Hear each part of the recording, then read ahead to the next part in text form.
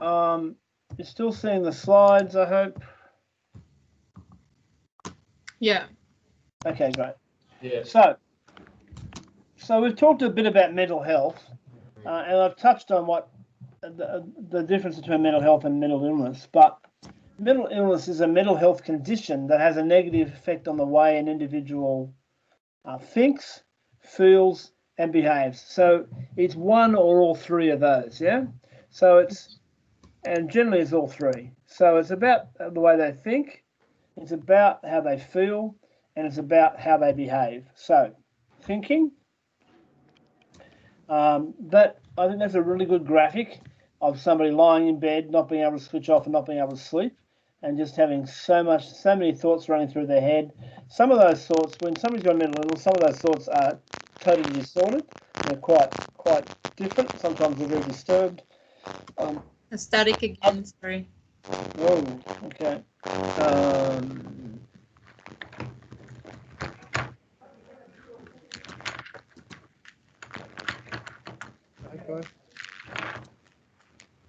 Good. I think so. Is that better? Yeah. So somebody who's got disturbed thoughts, I mean, that can be, sorry, I'll just change my camera angle. That can be food, can have in place and Sorry, Terry, major Sorry, static. Terry, you're static again. It's really bad. It's worse than before, unfortunately.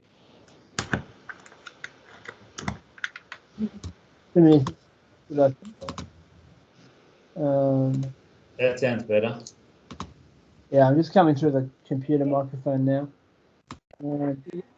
I think it's better now.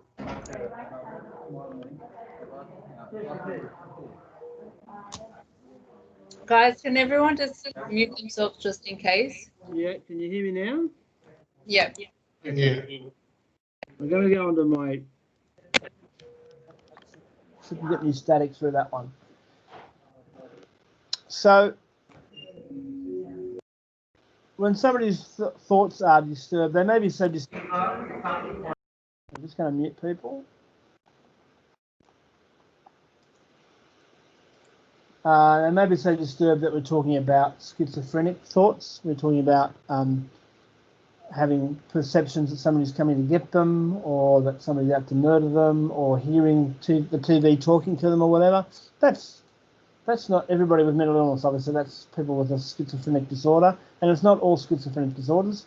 Some schizophrenic disorders are visual, some are auditory or oral, and some are olfactory or smell. But if somebody's not sleeping, obviously there's a whole range of things you can do to improve your sleep. It includes not having TV in your room, keeping the room dark, making bedrooms just for sleeping, getting up if you're not able to sleep and doing something 15 minutes or so and then trying to sleep and not lying there worrying about it. But in terms of mental health, when somebody's mind won't switch off and their thoughts are becoming disordered or they have got to the worst, this is significant. I know that when I was in my late teens, early 20s, and I moved to Wollongong to go to uni, and I ended up in a very bad relationship and ended up in a very bad place, basically, I would be lying on a mattress on the floor in the lounge room because that was pretty much the furniture I had. And I would lie there and I'd just be there for a couple of hours of the morning when I woke up, and I would have all these negative thoughts. I would feel quite weighed down, almost literally weighed down, like I've got weights on my shoulders stopping me from getting out of bed. And it was an extremely negative place, and it was an extremely negative thought pattern. Now, I've not experienced that since.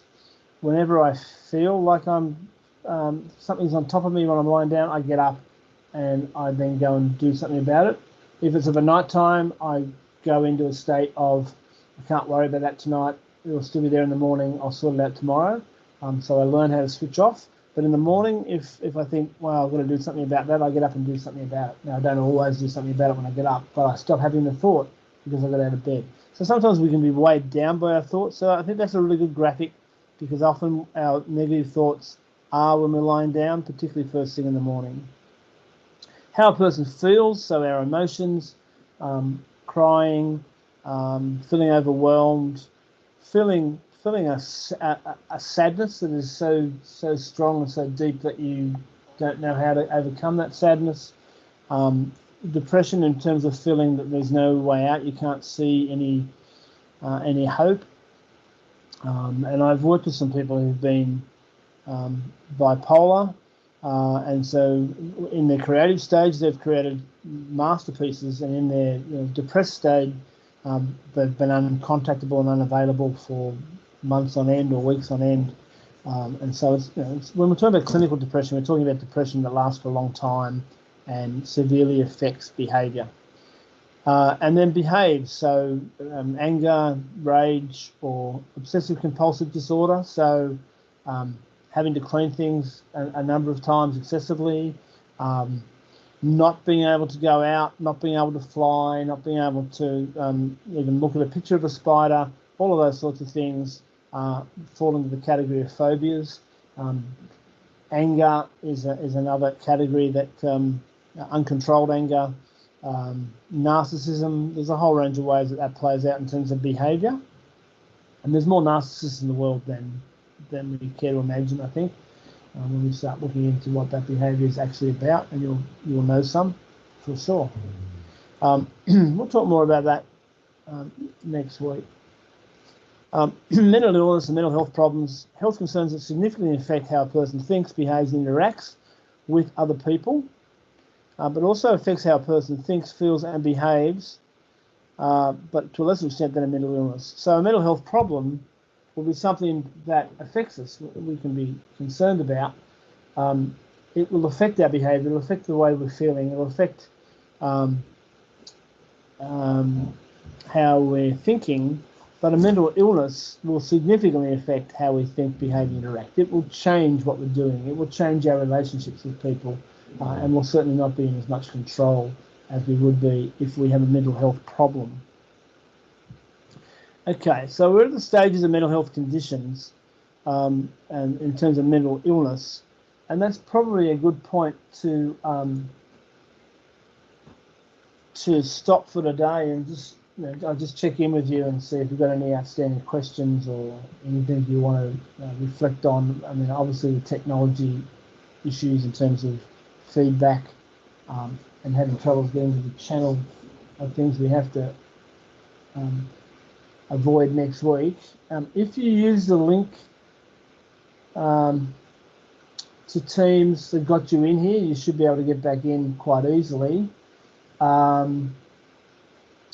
Now that you've got Teams open, this chat should come up from this week, and you can just go to the chat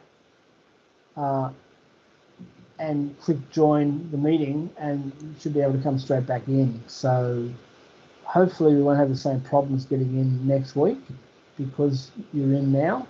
But certainly let me know if you do. Any comments or questions, things you want to improve on, things you want to clarify?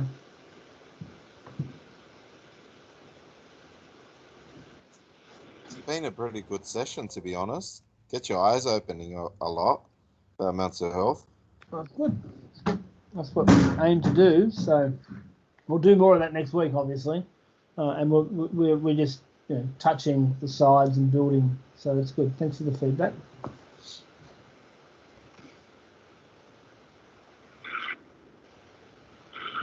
Any other comments or feedback? There is an attendance form, but if you have trouble getting the recording consent form, so the attendance form is probably an issue. I can get your attendance I can download participant attendance from the side, so that's all good.